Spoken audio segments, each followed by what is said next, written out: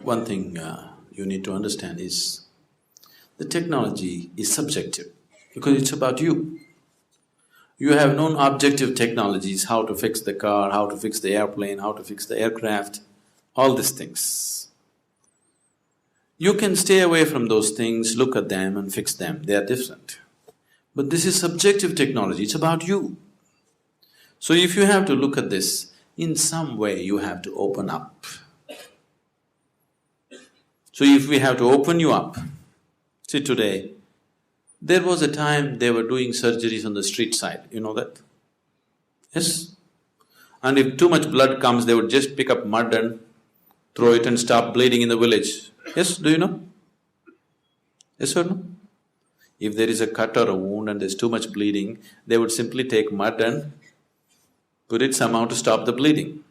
But today we have understood, even if we have to open a small opening in the body, we need a certain sterile condition to do it. We have understood that much, isn't it? So, whether it's the physical body, means we need a certain kind of condition. Similarly, if we have to open up you as a person, we need a different kind of atmosphere. We need a committed atmosphere. In a casual atmosphere, you never do it.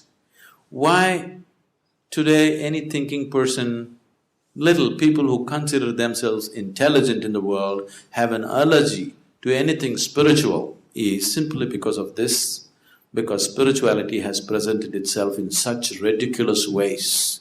They're so pathetic. Isn't it so? There are all kinds of idiots on the planet. But the so-called religious and spiritual idiots take the cake anywhere in the world, isn't it so?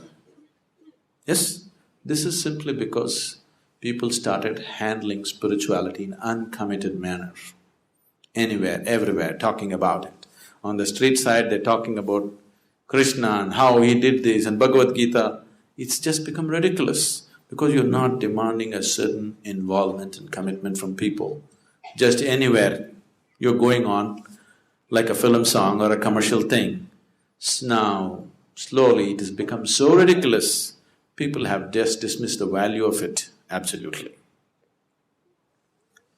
Now it is only the ignorant and the uneducated who listen to Mahabharata and this one and that one. They're educated because they've already dismissed it as nonsense. Because it's happening in such ridiculous ways, it is not being presented properly, not creating the right kind of situation for it to grow, simply doing it anywhere. So subjective technology is never attempted in uncommitted atmospheres. It has to be done in a committed atmosphere. We want to just align these four wheels on which you carry your life. See, you may think and imagine many things about you. In your experience, the only four realities of your life is physical body, mind, emotion and energy that supports all this, isn't it so?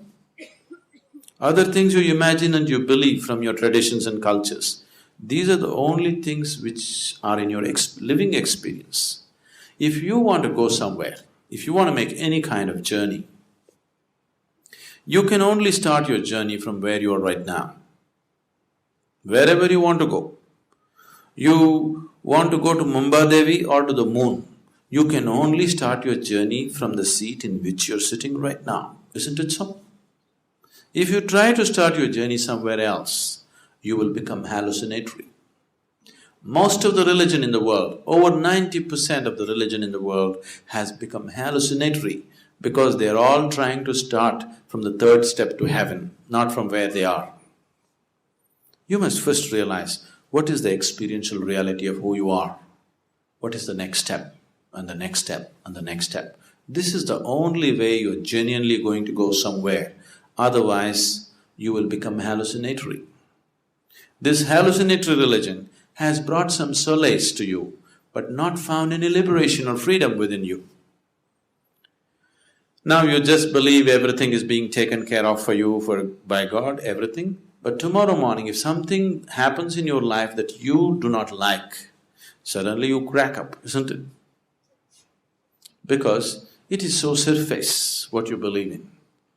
Life can crack you It doesn't matter what kind of hallucinations you have, life situations are capable of breaking you if they don't go right, isn't it? Now, if you're a believer, if life is not happening your way, it must be definitely happening his way, isn't it? You must be even more happy. But that's not the reality of your life. You want the life to happen the way you want it. If you have any problem in your life right now, it is just this: life is not going the way you think it should go. Is there any other problem with your life? Is there any other problem with your life? This is the only problem that human beings have. Life is not going the way they think it should go. Isn't it so? If it is not going your way, it must be going the Creator's way, isn't it?